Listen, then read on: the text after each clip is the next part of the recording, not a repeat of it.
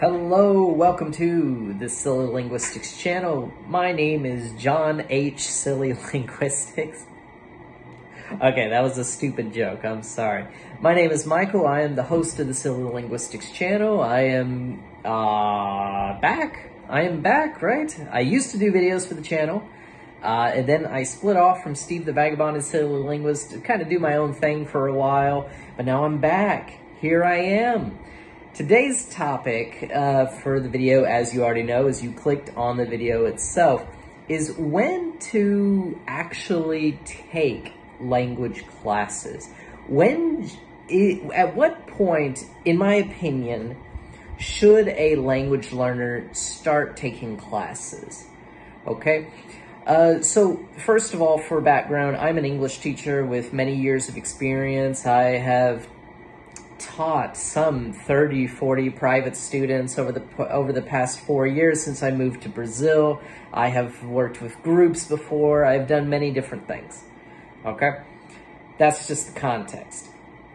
But over that period of time, I have thought a lot about what kind of students succeed the most and which kinds of students just kind of peter out. And I always get the general idea of who is going to end up petering out and who is going to end up sticking with it. Now, obviously, this also depends on my charisma, right? Like, for example, if I'm not charismatic enough during my lessons, if I don't make a personal connection with the student, they're also going to feel, well, maybe I shouldn't be taking classes with this guy, right? I had a much lower retention rate with the group students than with the private one-on-one students, for obvious reasons. It's much easier to be relatable in a one-on-one scenario rather than in a group. I personally don't like group classes nearly as much either because I really do like having that individual attention given to one student at a time, right? And when you have groups of 6 to 7 students, it's difficult to give each person the exact thing that they need. So that is one thing to consider with a new, whether or not you're going to start doing classes on a platform such as italki, which now does group classes, by the way. It has started. You are able to do that. Back in 2016 when I did italki for Spanish, I did not have access to a resource like that. However, I don't necessarily recommend having group classes unless you're really wanting to save money from the individual classes. I charge a certain amount of money for individual classes, right? Every teacher does, right? But for the group classes, I'm more than willing to lower the price in order to give students more leeway and to have more students in the group. Right? It's a fairly basic business decision that every teacher of any language needs to make, whether or not they are able to fit as many people as possible into one group in order to make the maximum amount of money possible. You'll find this also with CELTA courses and Delta courses as well. CELTA doesn't recommend the CELTA instructors give more than 12. Have more than 12 students in any one group within any of the courses that the instructors would give. So that is something. I know I'm rambling a little bit. I'm sorry about that, but there is a lot to say on the subject. But with all that in mind, I don't generally recommend group classes for intermediate or advanced students. Okay? When is it good best, in my opinion, to have a group class? I would say in the beginning, it's better to have a group class than individual classes because you are not going to have the same speaking ability as you would at a intermediate or advanced level. When you are at the intermediate and advanced level and your focus is on conversation, your focus should be on conversation, right? you can't quite have that same level or quantity of conversation in a group setting. For example, I had a group class of 4 students, I believe. Yes, all Brazilians. I was working for a English teaching company I don't recommend, by the way. If you can be independent if you can. And these students had some difficulty with not only the content, but with the classes themselves. And of course, there's also the time constraint and other things like that. Now, it's perfectly fine to have time constraints, and it's perfectly fine to have all of that get in the way, right, of your language learning journey, right? However, if you end up paying for classes, or if you need to pay for classes, and your time is limited in that way, I fully recommend not doing group classes, because your time is not only limited, but it is also kind of forced into a bubble where you have to either interact with other learners, or the teacher doesn't have the time really to respond to your questions one-on-one. I had one student who was particularly struggling in the class. I tell you, every 3 or 4 months, the student would go on a 2-week vacation, or something like that. It's perfectly normal. It's perfectly normal for people in this kind of position to be able to take a lot of vacations, depending on a wide range of factors, right? It was just unlucky on his part that he was, or lucky, depending on how you view things. It was unlucky that he was missing so much class because of the vacations, right? And very lucky that he was able to take the vacations in the first place. However, this did not help at all his English ability. And because he would take these long vacations for whatever reason, his English ability suffered a lot over time. And whenever he finally decided to enter the classes, it was very clear that his level just wasn't the same as the other people's level. Now, because I was working for an English school, there was not very much I could do about that situation. Especially since his company was the one who was actually paying for the classes too, which also did not help the situation. For example, I asked my coordinator to take him and put him in a lower group, and the coordinator said no. Why? Because his company was paying for him to have English classes at this level, and he could not simply switch to a lower level group just because he needs that attention or needs more of that attention. And it's unfortunate. It's very unfortunate, right? But that is the situation. That was the situation at the time. Now, what I would say to him now is that it's any amount of practice is better than no practice. But just because you are practicing in a group doesn't mean you're actually benefiting all that much either. And on the other hand as well, you're also personally setting back some of your fellow group members, right? Your coworkers that are working with you, that you know from day to day. You are entering this group, and you are not disturbing. I don't think disturbing is a very good word for it. But because you are at a different level than everybody else has to match your level for you to understand. Does that make sense? So that's the second point I wanted to bring up with these groups, with any amount of language classes, with any type of language class either, is if you know your level, that's good. Stick with your level. Don't for example, do what I did with Portuguese classes in 2019 before I took my first trip to Brazil, in which I just decided at a beginner level to have conversation classes on Italki. It did not work out well at all because I could not actually converse in Portuguese. It was on the teacher to force the conversation out of me, even though I did not have that level of vocabulary or anything like that. And I went for the cheap option. This was completely my mistake. The cheap option was just to have conversation classes with no class preparation. It was cheap. It was very cheap. Like, I don't even remember the exact prices, but I remember it was like 25 reais for half an hour, 20 reais for half an hour. That's like $4 for half an hour. Of course, I also feel like I was being unfair as well with the person. I did not understand the economics of Brazil because this was a Brazilian teacher as well.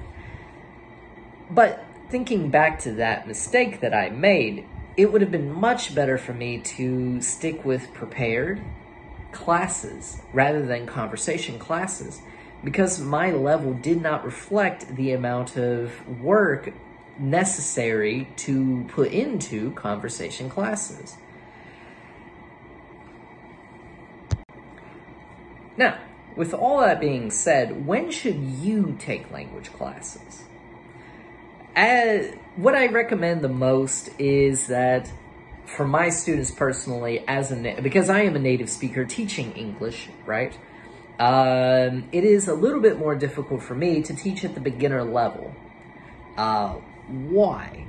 Because in a language learner, a learner of another language is probably going to have a better idea of the grammatical concepts of the language than a native speaker themselves, right? Now, why would that be? It's because language learners tend to go more in-depth into grammar rather than the native speaker. The native speaker in any language, doesn't require a large amount of grammar knowledge to reach a certain point. I did not need to know what the present perfect was because I use the present perfect naturally in most circumstances anyway, for example. So, at that point, at the beginner level, I would highly recommend you find a teacher who can explain in your own native language. If, for example, in English, for Spanish classes, you would want to find an English speaker who can teach you the basic grammar forms, if that's what you're interested in English, rather than in Spanish, right? Now, if you're at the intermediate or advanced level, I recommend going with at least an intermediate or advanced speaker of English, or a native speaker. Why? Because then you can start having much more natural conversation, and you will be able to fill in the vocabulary that a native speaker would definitely know over a non-native speaker. For example, phrasal verbs in English. There are 5,000 phrasal verbs in English. A native speaker is much more likely to be able to not only see the words and be able to explain what they mean in a more natural context in the English language than a non-native speaker, in my opinion. However, I do feel it's very important to keep into consideration that not every native speaker is going to know every phrasal verb either. The other day, a student actually taught me a phrasal verb that I had never heard of before, follow on, which is what happens, I believe, please don't quote me wrong, finance bros, is what happens when a company sells a large amount of stock all at once to individual investors. Follow on is not something I had ever heard before in my life. I thought that she was referring to follow up because she was also talking about clients and financial goals for the company. And so I had no idea what follow on was. So you also have to keep in mind that a native speaker is not going to know everything about their language. It's impossible. If you're a Brazilian, or if you are Chinese, or if you are Japanese, you do not know everything about Portuguese, Mandarin, or Japanese. There's just absolutely no way. There is absolutely no way. Now, you can reach what we would consider the native speaker level. You can speak naturally where a non-native speaker would not be able to speak. But that doesn't mean that you would know absolutely everything about a language. There's no way. I can go and read Shakespeare right now and probably point out a dozen words I've never seen before. And that's perfectly fine. Nobody needs Shakespeare in their day-to-day life. But I am not the right person to help you with a Shakespearean text. If a non-native speaker has read all of Shakespeare's works and done that, then I would go with the non-native speaker to do that. That is another point that I think is very valid, is your goals with the language study. If you're in a financial program or you're studying finances and you are wanting to learn finances in English or learn finances in Mandarin, you are going to want to find somebody who has studied finances. I have studied finances just to an extent to be able to talk about it, but I have learned several things over the past few years. Because I did not work with finance directly, I worked with management in managerial positions before moving to Brazil. Now that was a lot more, I think, important to consider for somebody entering into the groups. I have to be honest. I know financial terms, but that doesn't mean I know all that I can about finance. Now, I make sure to emphasize that with each student who enters into the classes looking for specific things. For example, I recently had to reject a student from entering into classes with me because they wanted to talk about the ports, okay? Portuário, right? They wanted to talk about Navy stuff. They wanted to talk about docking. They wanted to talk about their role on ships. And see, I'm struggling even to talk about it because I don't know anything about that area at all. I have never been on a ship at all. I've never been to a port either. I've never loaded or unloaded anything or done any account management with any port at all. And I think that is very important it was important for me to say, hey, I don't know anything about this area. Yes, I am a native speaker, but that does not make me qualified to be able to talk about that area. What I would recommend for you is to find a non-native speaker from your specific town, which was Paranaguá, by the way, from your specific town, who is able to explain all the terms that you're looking for to enter this area. Because I am not going to be able to explain in Portuguese about docking situations, about the ports, about fishing, shipping. I cannot explain in Portuguese these concepts because I don't know in English these concepts. I have never studied. Now, that doesn't mean that I could go and study these concepts and then try to, give it to the student. But I'm never going to be as qualified as somebody who has actually worked in these areas. And that's why I think that you should take into consideration that goal in mind, right? You should take into consideration, look, I have my strengths, I have my weaknesses, and I have things I have never done before. Here's what I should teach, and here's what I shouldn't teach. So, that is another thing to take into consideration whenever you are starting classes.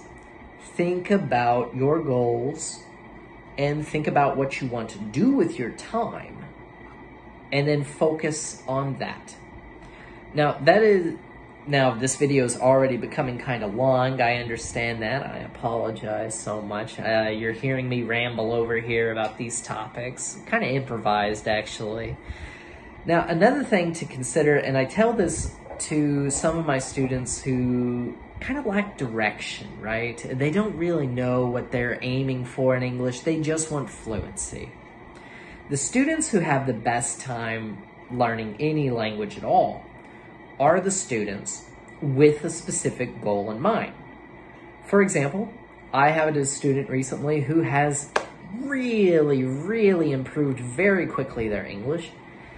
They were wanting only to improve their pronunciation and accents. With something that specific in mind, it's very clear that they are going to learn quickly. They are going to absorb quickly the instruction, because we don't need to go into example, okay, let's learn the present perfect now. No, they want to master their pronunciation ability, and we did it. In not too long of a time, like 2 months is all you really need to improve, for example, the ED endings in English. You don't need 12 months of constant ED ending practice in order to master the endings. No, you just need a couple months to sit there, to focus, get corrected, watch the correct videos that help explain that. And that's all that you really need.